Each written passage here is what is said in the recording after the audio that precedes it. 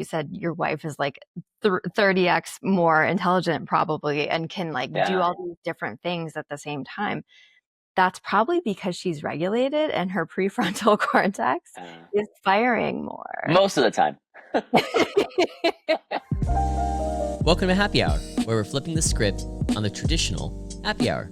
Instead of winding down at the drink, we're here to talk about what actually makes us happy and learn from society's healers, therapists, coaches, elders, spiritual leaders, and everyone in between.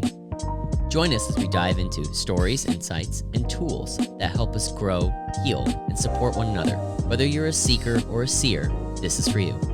I'm Anurag, founder of Happy, and this series will be hosted by myself, along with my co-hosts, Mira and Tess, and we're excited to explore new ways to bring more joy and well-being into our lives. So take a deep breath, and let's dig in.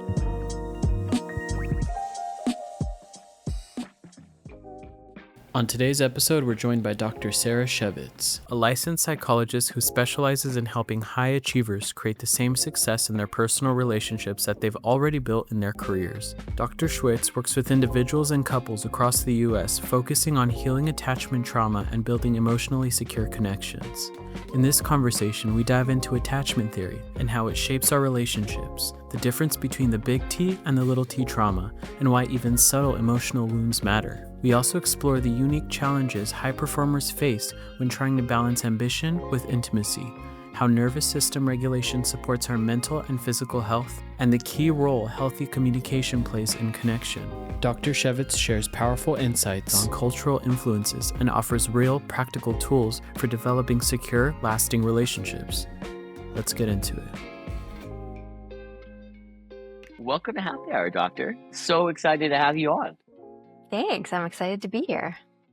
Cool. So before we get started, tell us a little bit about yourself. Where do you live? Kind of the specialty areas of your practice. Let the listeners know who you are.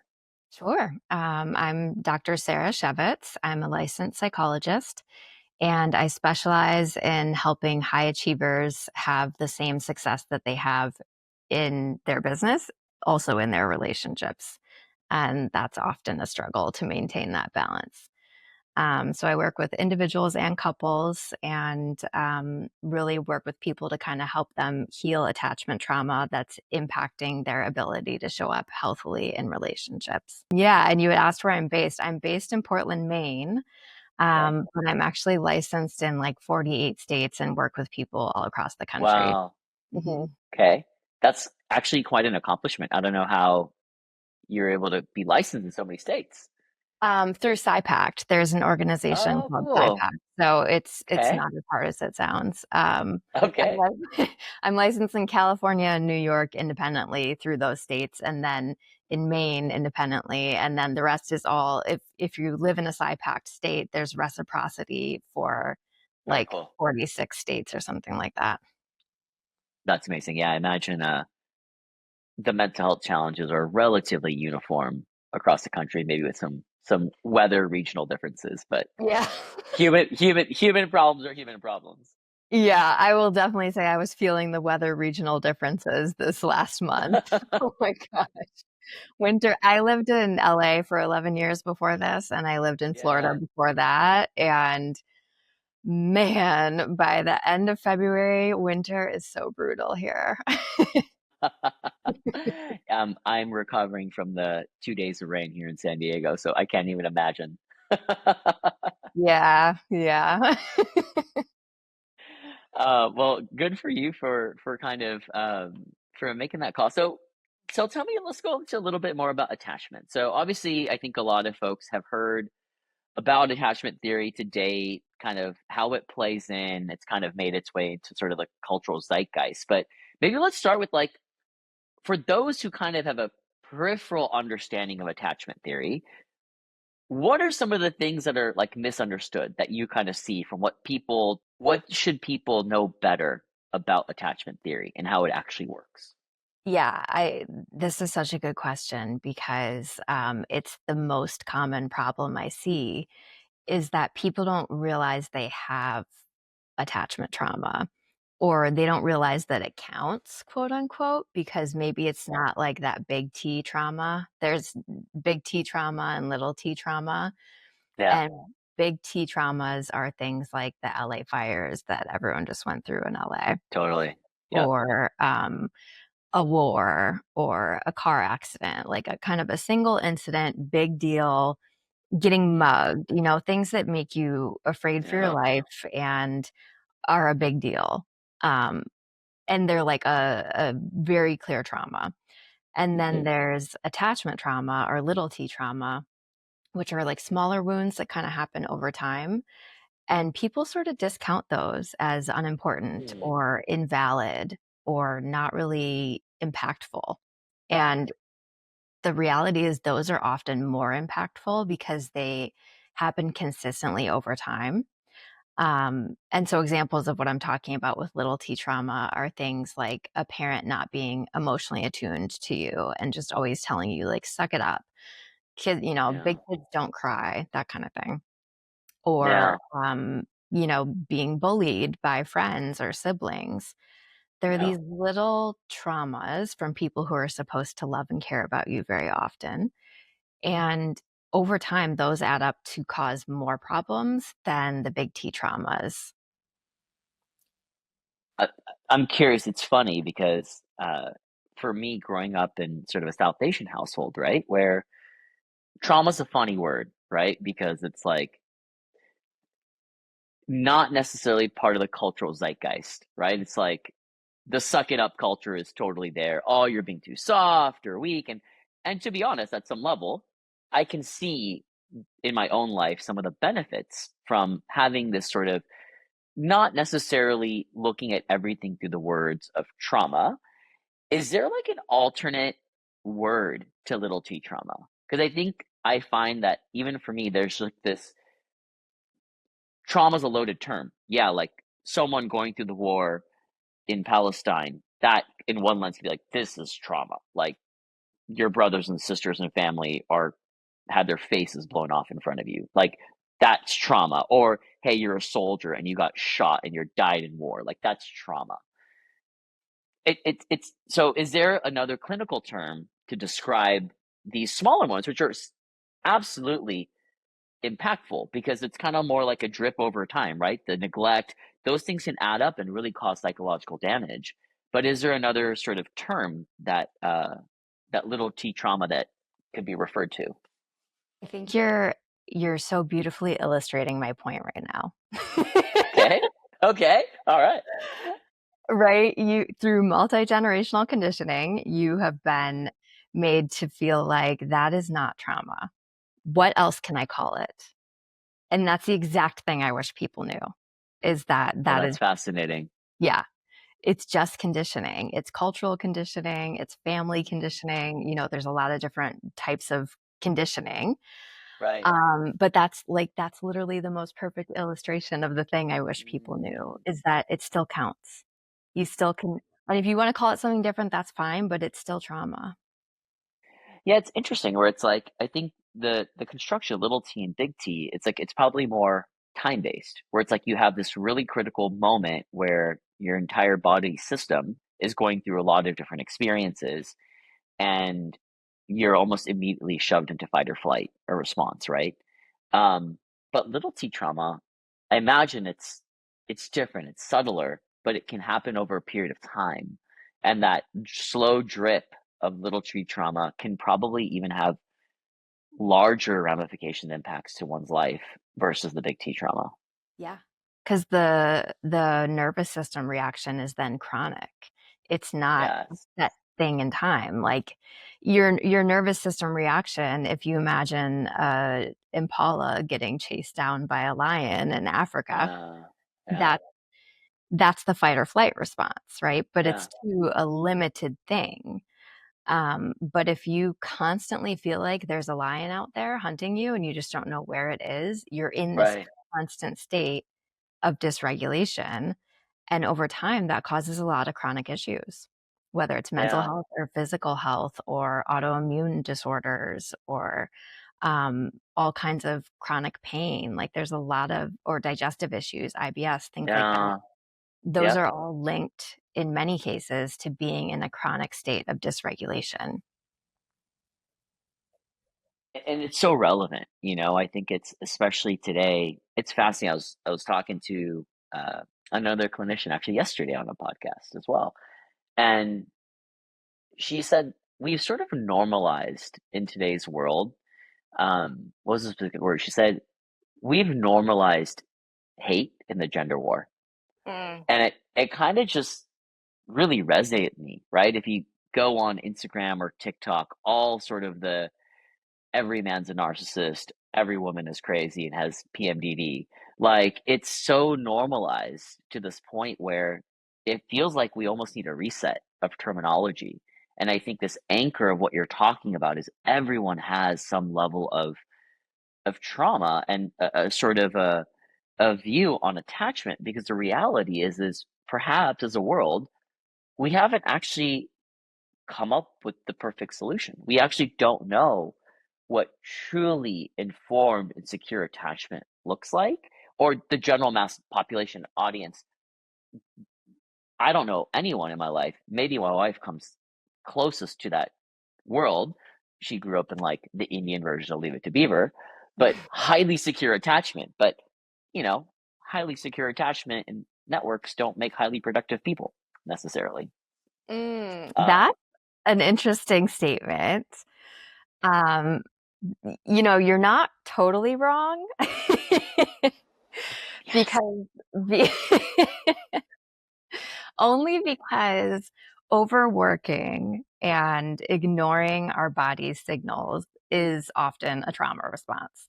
Mhm. And feeling competent through achieving is often, a trauma response. Yeah, it's a way that we cope with the feelings of inadequacy we have and also the feelings of dysregulation that we have that we don't want to be feeling.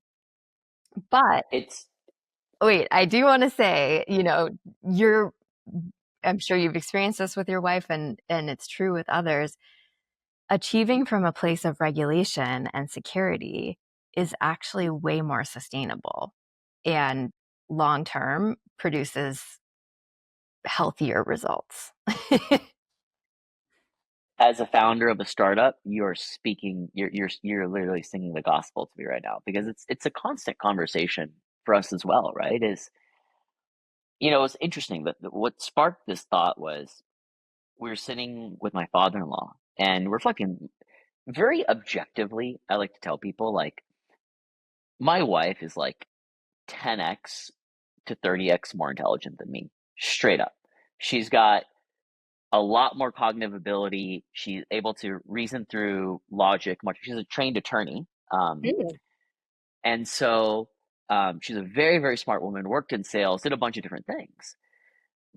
But one of the gifts that she had in her life was achievement in the material professional success term. I don't think gives her as much joy as achievement in the family realm. And what I mean is knowing that she's giving time to all the relationships close to her is truly like her definition of success.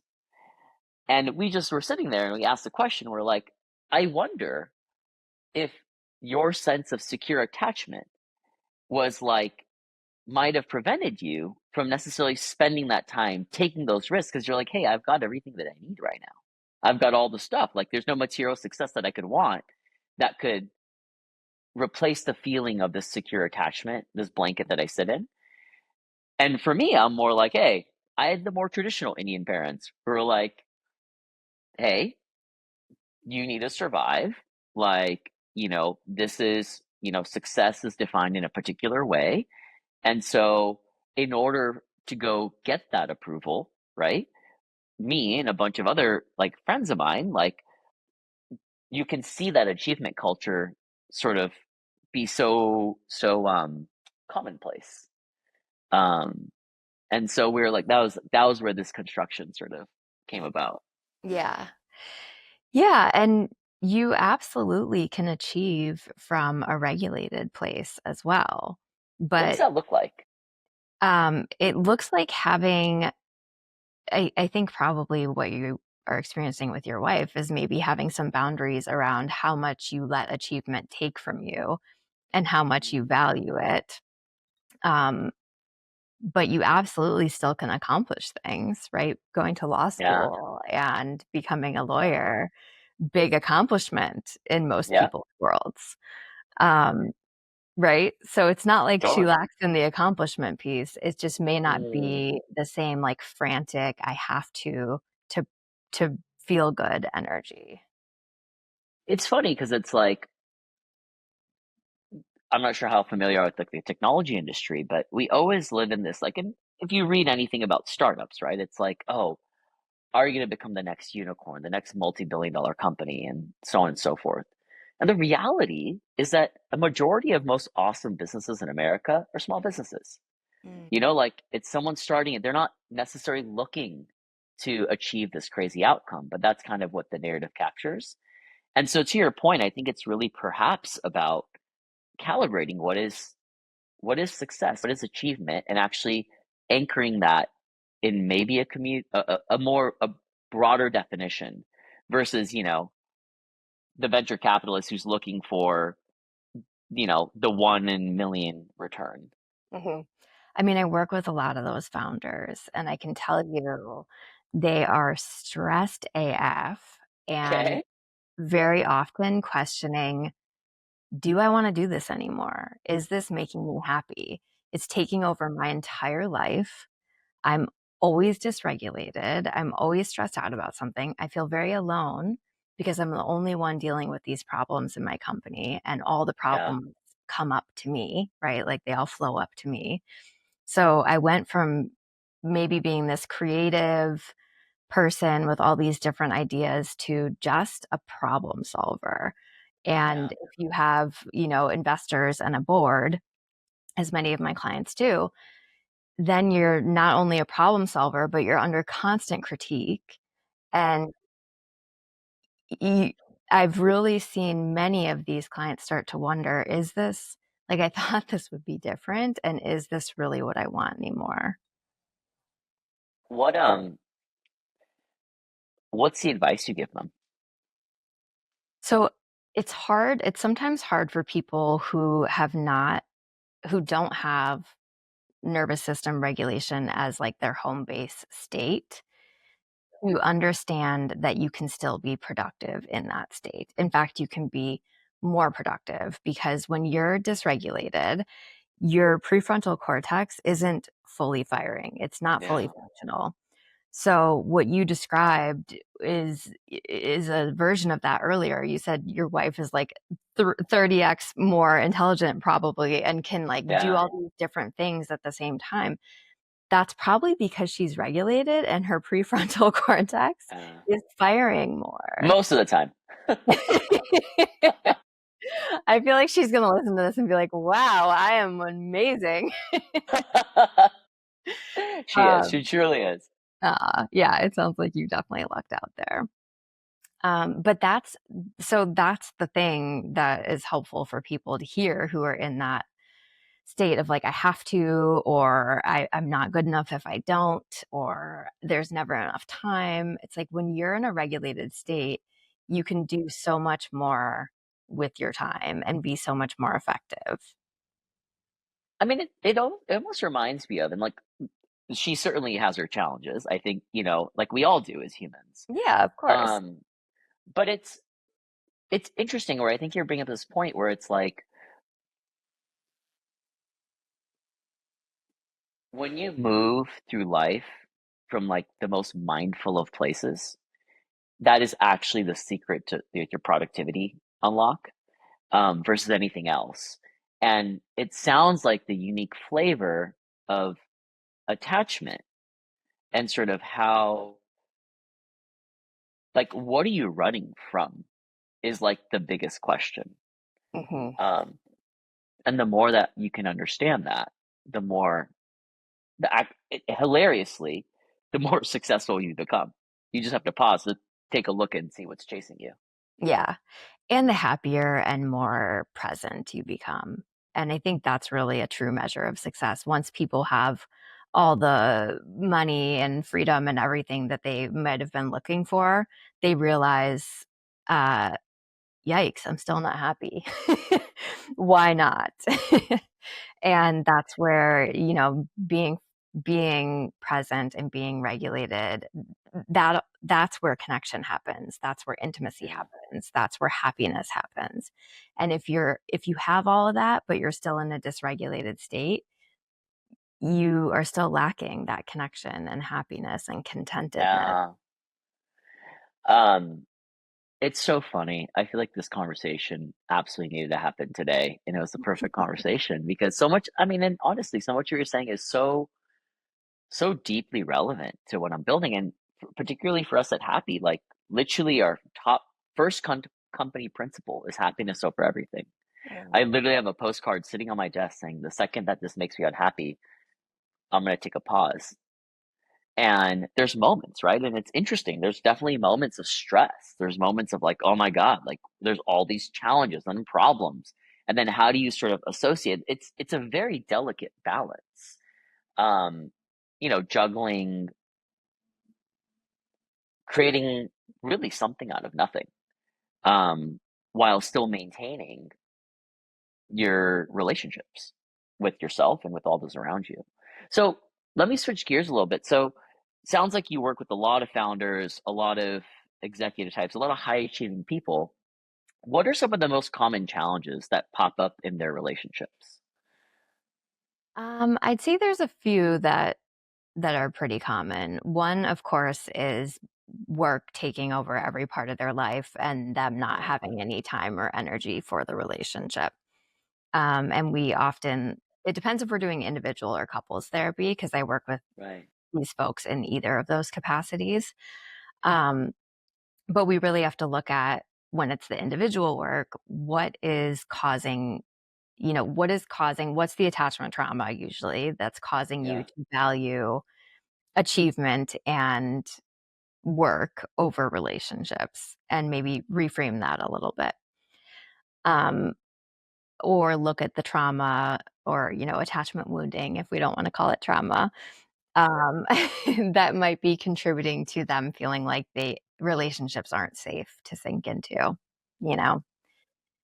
So that's one piece. Another piece is just being chronically dysregulated, like I said earlier, yeah, and, yeah, how much that inhibits your ability to connect with someone on a deeper level. yeah. Yeah. I mean, I have a note that literally says, I had ruined myself because I was stressed a couple weeks ago and it was bad. And usually I've gotten in the work in this space that I work in. Like I talk to therapists all day. So I think there's a certain human bar that exists that I'm very fortunate that I get to talk to this community. Um, but everyone has their moments. And I wrote in a note that said, ultimately a lack of connection to self leads to a lack of connection to others, and then which leads to all sorts of inner problems, right? Because the projection and all that kind of stuff comes into play.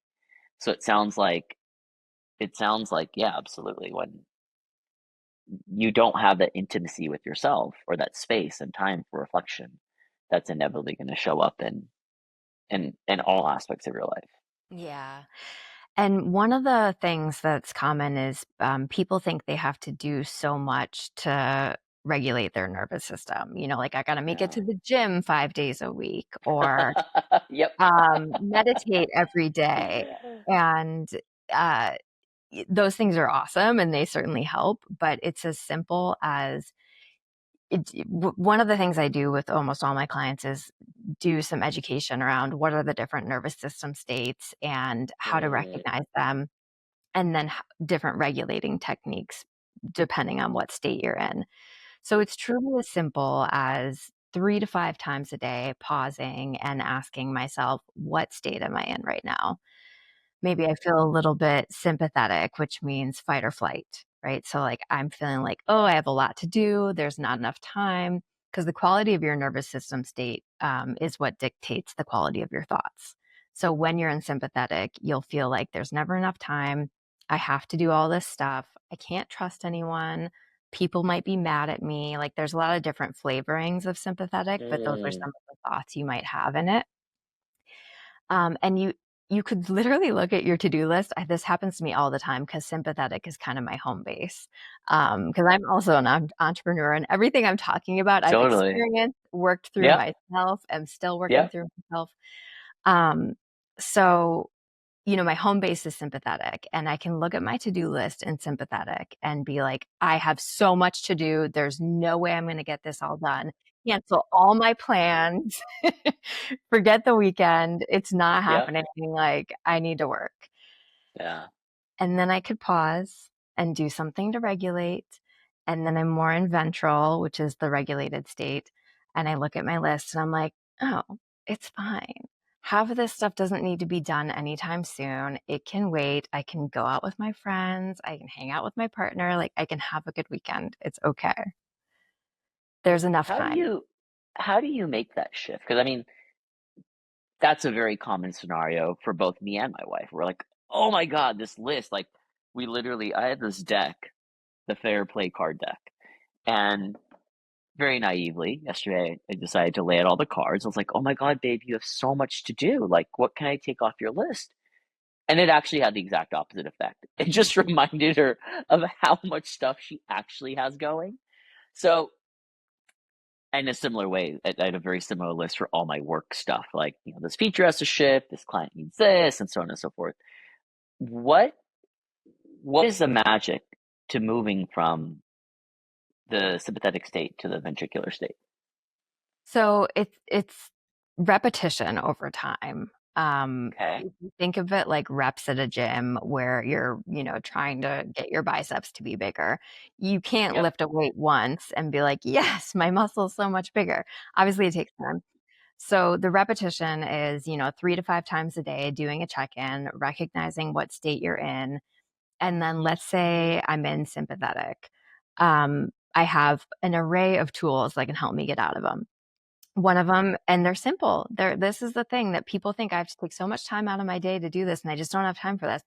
But it could be making a voo sound, which is just a really low register voo, as long as you can until you run out of breath. That stimulates your vagus nerve, and it's Okay. maybe not going to move you from sympathetic to ventral after one repetition, but doing that 3 or 4 times, for a big full breath and really letting it like resonate through your body, then you pause and notice, where am I at? Maybe I was like on a scale of 1 to 10, maybe I was like a 6 sympathetic, and maybe now after doing 3 voos, I'm a 4. Great. That's a win. Just like your muscle might have gotten a little bit swollen when you worked it out that day, but it goes back Sure. down, right? It goes back to its Yeah. normal size. Your Yeah. pump goes away. Same thing. That's why you got to continue the repetitions. Mm, So then a few hours later, I check in with my nervous system. Where am I at? Oh, back up to a 6 sympathetic, right where my home base is. And now maybe I do some swaying. And that's as simple as just closing my eyes and moving in whatever way feels good for my body. Like right now, it's kind of a gentle sway, but sometimes it might be like a much bigger, sure. really getting into it. Yeah. So that's a regulating technique. And it takes, I don't know, a minute to do. Yeah. And Yeah. even just that 20 seconds or whatever I just did, I noticed a shift in my nervous system. It's so fascinating because I think what it reminds me of is how much of a mind body system we are, Mhm. um, and how important that is to sort of establish these practices, right? And you know, it's it's interesting. We have good friends that uh, are practicing Muslims, and it just reminded me of how they have this construction of praying like 5 times a day. And it just reminded me, I'm like, this is culturally built in. Like if you pause in the middle of your workday and you are literally having to complete those kinds of motions, that obviously requires a level of intentionality to know what you're doing for which purpose. But if you're doing it with intention, it's like really cool. That's like built into the practices of their culture. Right, and there's a way to be present with that and really connected to Yeah, spirit or, God totally. or Allah, and then there's a Yeah, a way to do it to just, like, get it over with and exactly. get Yep. back to your tasks, Yes. So it's and all about in the intention. exactly what you said, yeah, and so in some ways, that can be more dysregulating if it's, like, another thing on your to-do You list, have to do. but if it's a moment where you really connect to spirit and connect to yourself, that's exactly right, that's a built-in regulating technique. 5 times a day, which So is ideal. yeah. So what's your advice for like, say that person who's like, okay, I've heard this stuff before. I'm not gonna like go swing in my chair or make a boo sound. Like, what would you say to the critic? Uh, but who's like maybe keenly listening and is like, hey, maybe there's something here. Mm. I just can't stress enough how much your nervous system state dictates everything about your life, like the health of Totally. your relationships, your physical health. The way actually, this is something that I think was really helpful for me in terms of accepting that this is true.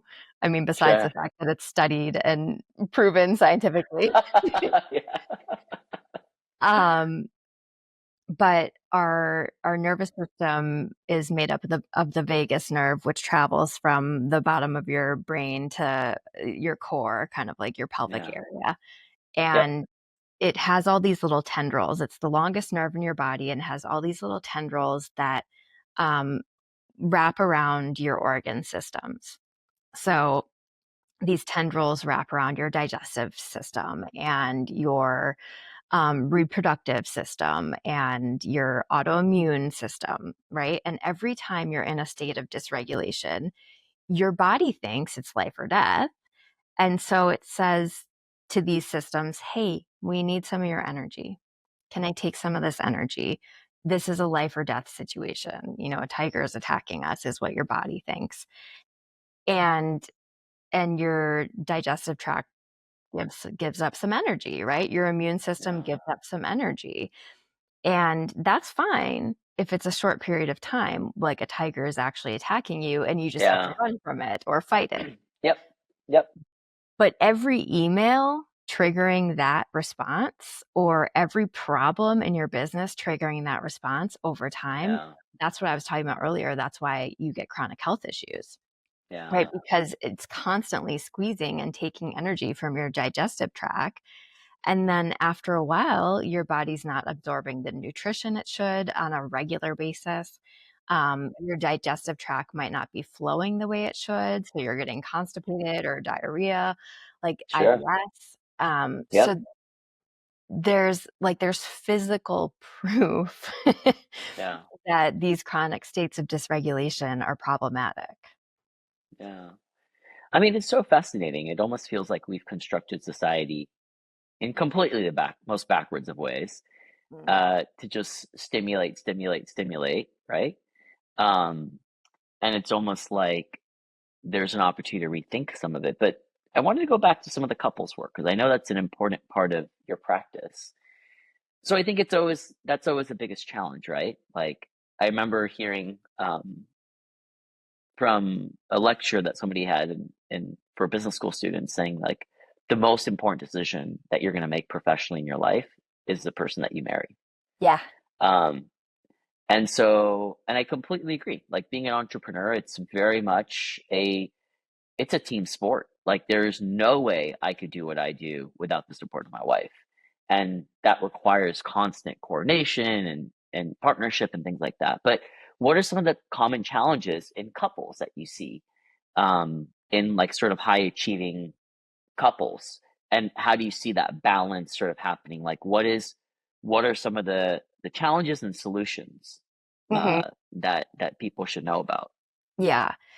Well, I think first, just talking about a little bit more about what you said, that statement is born out of research that Yeah. um, when you are happy and healthy in your relationship and have a secure base from which to explore the world, you're you're able to thrive. And when you don't have that, it can be really problematic. And so I would say that's the motivation to work on your relationship. And that's Yeah. why, especially if you're a high achiever, you might think like, who really cares? I've got these big goals. Sure. My partner can either like get on board or, I'll find someone who will. And Sure. the reality is, yeah, that happiness of your relationship is everything. It Yeah. affects your productivity. It affects your ability to have that safe place to land and then go explore from there. Yeah. So I think just, some folks may not be motivated to work on what's going on at home because it feels less important or it feels harder to solve sometimes than those more tactical, practical business concerns. Yeah. Um, but they're all interconnected, as you said.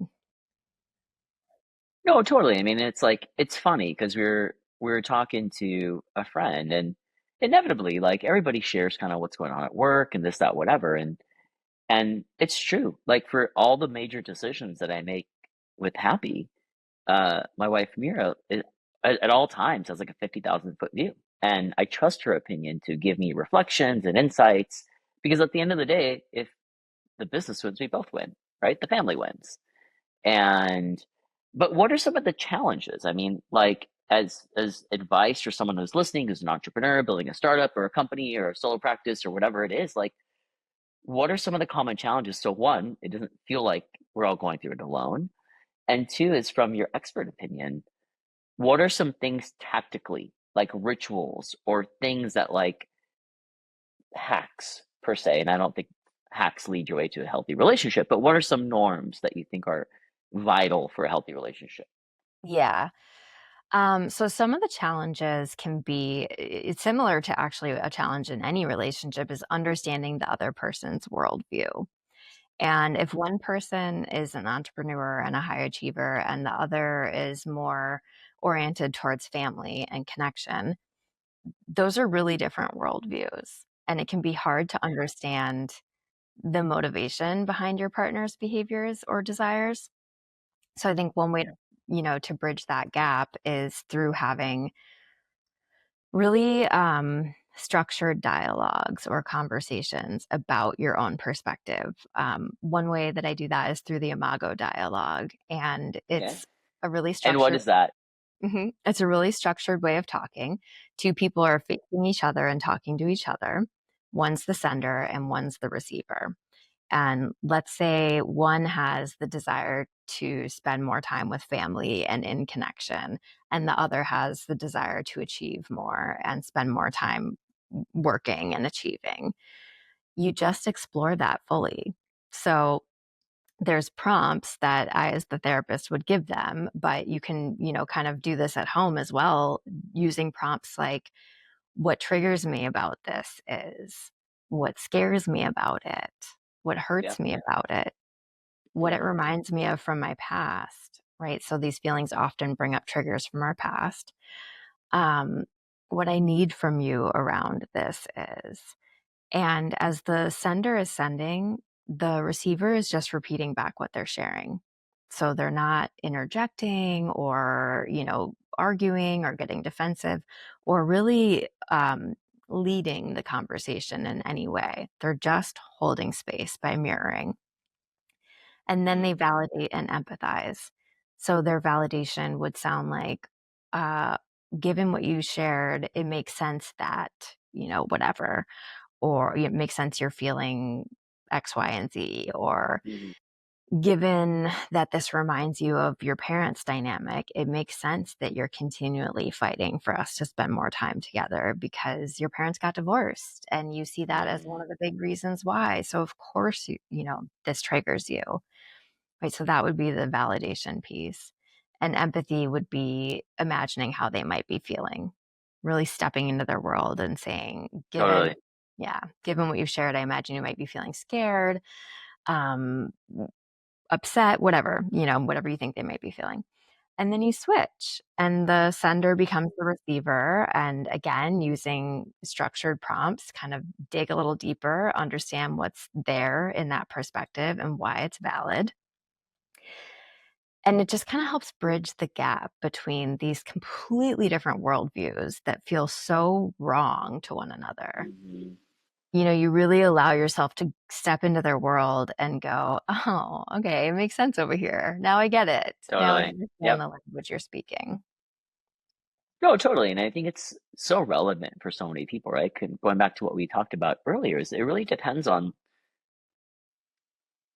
as a little kid, we just want, you know, we want to feel seen. We want that psychological safety that we get from our parents. And that probably encodes a lot of our worldview, right? And hey, if, you know, you have a happy family and you're raising children and spending time with them and being intentional about it, that could be success for one family system. Another family system's like, hey, you're going to buy all the things that we can never buy you. That's also success. And a lot of those are even probably, imagine, like you said, intergenerationally informed.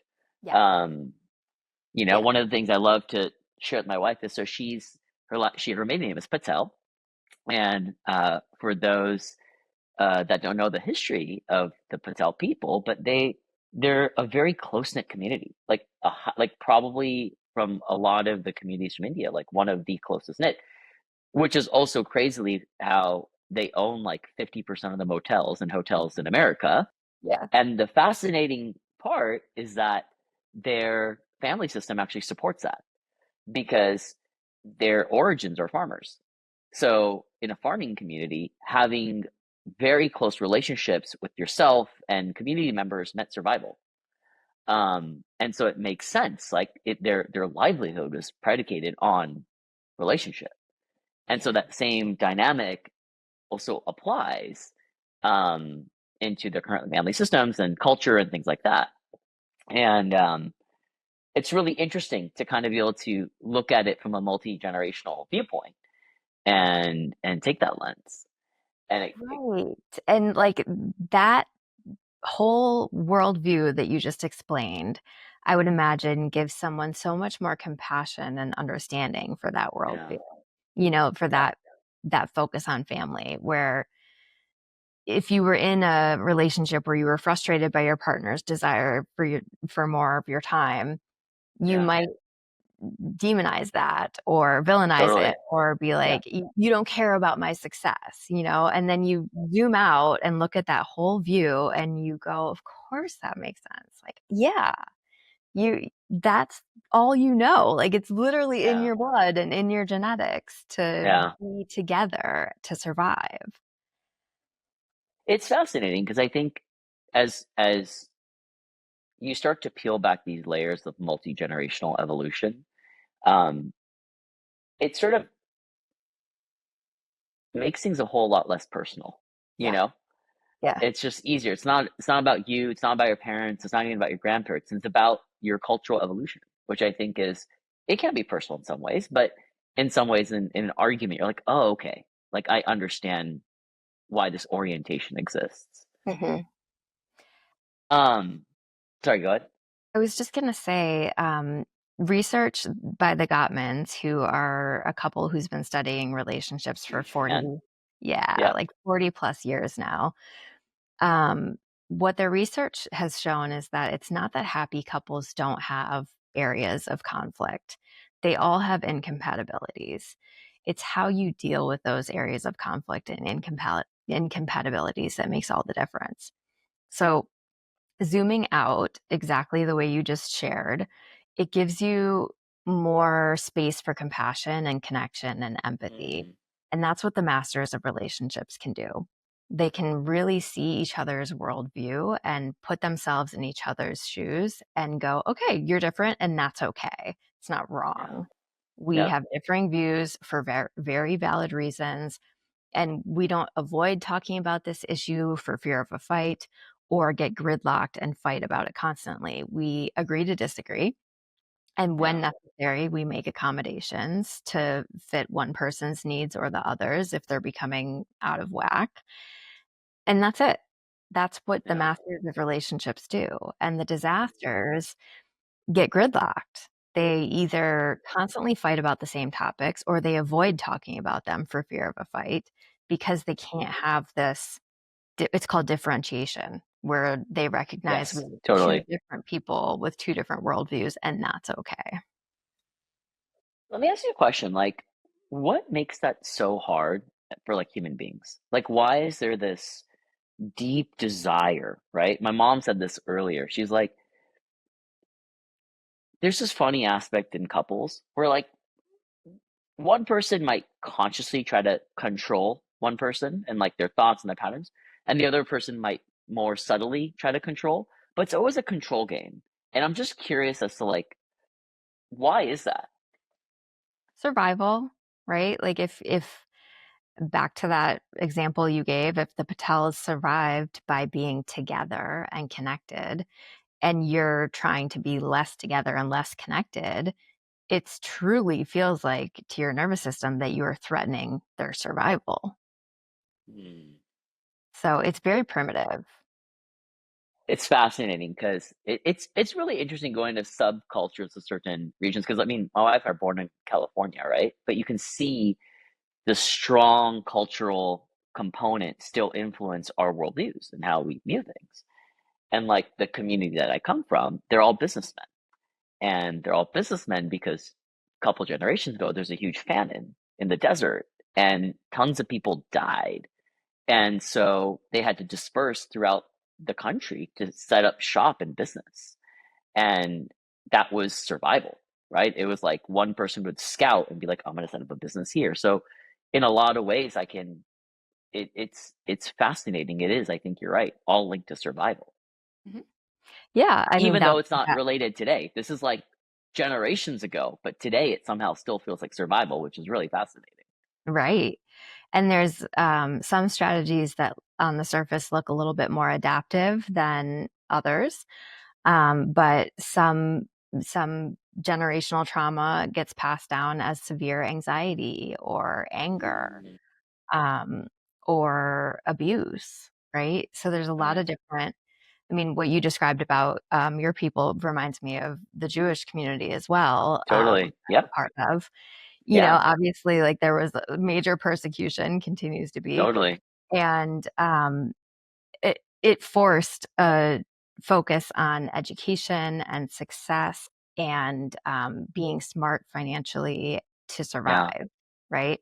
But there's Totally. also a lot of anxiety in the Jewish community and Really. a lot of neuroticism, um, because there's this constant state of dysregulation, like I'm not Of safe in the fear. world. Yeah, Yeah. Totally. yeah. Yeah. I had a good friend share that with me. And I think I was like trying to empathize to like understand the emotional experience. And it took me a bit to get there. And I realized the contrast is, say, for the Indian community, right?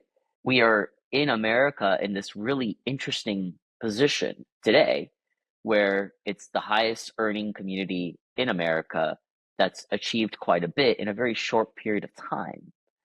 And there hasn't been a lot of um, discrimination towards the community yet.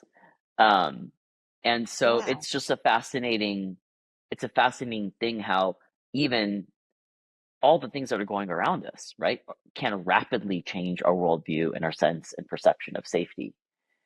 And how it sounds like, to your point, it just comes down to the VU. Um, you know, I mean, Yeah. it's funny. I'm totally gonna incorporate this into my practices. My kids are gonna be like, "What are you doing?" I know I would have done it like full out done it, but I think it'll totally throw off our audio to do it because when I do, like when I'm on Zoom and I show my clients how to do a VU, Yeah. my computer asks me, "Are you playing music?" And it does like all these weird things because it's such a deep register and a loud noise, but it like really vibrates through your whole body. It's definitely a fun one for kids. No, totally. And I think even for kids, like, you know, switching gears slightly. So, Sarah, like, I love to ask this question, but if you could wave a magic wand and you could teach the next generation some of these things that are plaguing so many of your clients and society in general, like, what are those three things? Like, you could go teach 3 or 4 sessions at every elementary school. what do you teach in those 1 hours? I have a whole curriculum already.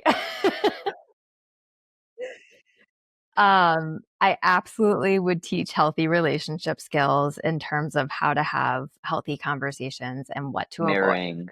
Yep. Yeah, mirroring, empathy, validation, also avoiding criticism and defensiveness and stonewalling and contempt. Yep. Yep. So one whole session on that.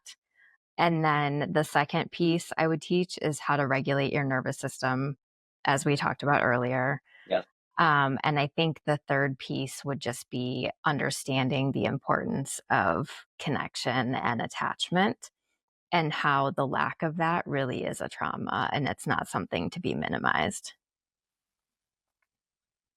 It's sort of, I want to kind of go into this next sort of topic area that I think would be fascinating to get your perspective on is it feels like more and more, speaking of different cultural perspectives, which I think informs a lot of people's worldviews, is the individual versus the collective. And I'm just curious, like, have you spent time thinking about this? How does the individual view versus the collective view inform attachment and even trauma to some extent? And for folks who maybe come from more collectivist cultures, or folks who are from more individualized cultures, either marrying in or coming closer to collectivist cultures, or vice versa, how can people understand these two kind of opposing views better?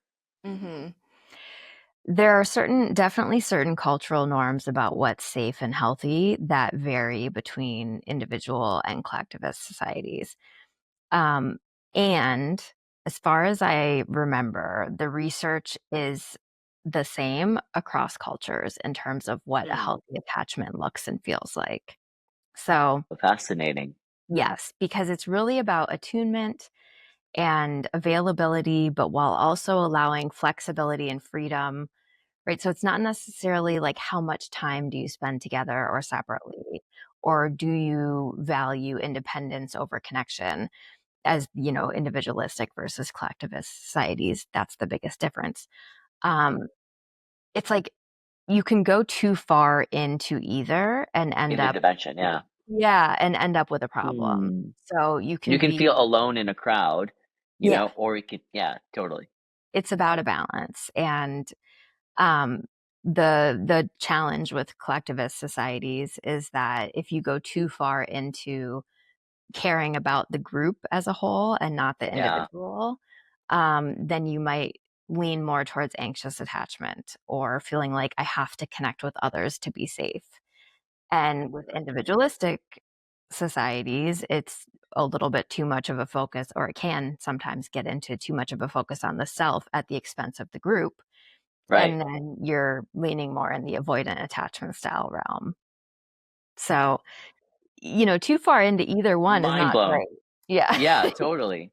It's super mind blowing because I think it's true. Like in some ways, like you can feel drowned out, like if the group's too large, right? Mhm.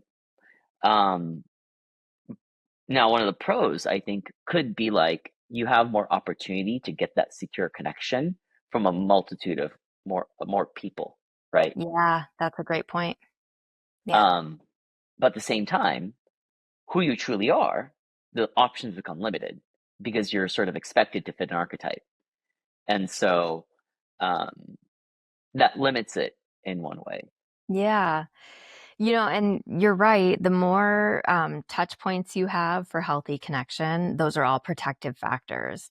So even if your Yeah. parents, let's say your parents were great parents, but they had to work multiple jobs and you Yeah. were living in poverty and it truly did take a village to raise you, Yeah. but you had a village, you may come out of that with a secure attachment, even though your parents were distant and unavailable Yep. because of outside circumstances, not because they Yeah. weren't great parents. But if you had a grandma and an aunt and an uncle Yeah. and like all these people that were loving on you and connected to you, Totally. that's okay. That's totally okay. Yeah. Wow,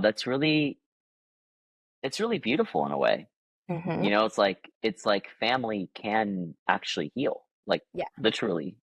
Yeah. Um, It is the basis for everything in your life. yeah. Um, So the last topic I really want to dive in is like, you still didn't answer my question of the side. You told me like what you're going to teach in the classes, but like, what are some other than the functional, like these are, this is what healthy communication looks like, anchored in the Gottman method, or, this is sort of like some emotion regulation techniques and so on and so forth. What are some like of the big ahas that you're like, if I could just get kids today to click into these three things, what are those three things that is net new? That like you're like, hey, this is something that Dr. Sarah is like, that is your signature. I guess I would just have to think about how to drill those classes into certain points because um, with the nervous system, I guess it would be listen to your body and understand what it's telling you and trust what it's telling you. Totally. It's a huge one. Yeah. Um, and with the relationship stuff, I think it would be just because you saw your family doing it doesn't mean it's healthy. Like learn to question That's and really powerful. research for yourself what's healthy. Learn for yourself what's healthy. Those are huge. Because it puts the litmus of control back into the individual. Yeah. Yeah. I love that. Um, Amazing. Well, thank you so much for chatting today and for sharing your wisdom, insights. I know we went all over the board, but for folks who want to work with you, learn more about your practice, where can they find you? Coupleslearn.com is my website, and Instagram is where I hang out the most in terms of social media, and that's also Couples Learn. Amazing. Well, thank you so much, Dr. Sarah, for taking time to chat. And any last parting words for those No, who have stayed this whole time? I would just say thanks for having me, and this has been a lovely conversation, and I hope our listeners got something from it. Absolutely. Thanks, Sarah. Take care. Bye. Thank you so much for joining us for Happy Hour. We hope you walked away having learned something and feeling a little less alone on the journey. If you liked what you heard, it would mean so much to us if you subscribe. You can be notified every time we have a new episode. To learn more about what we are doing at HPY, go to thinkhpy.com. Until next time, we hope you feel heard. Take care.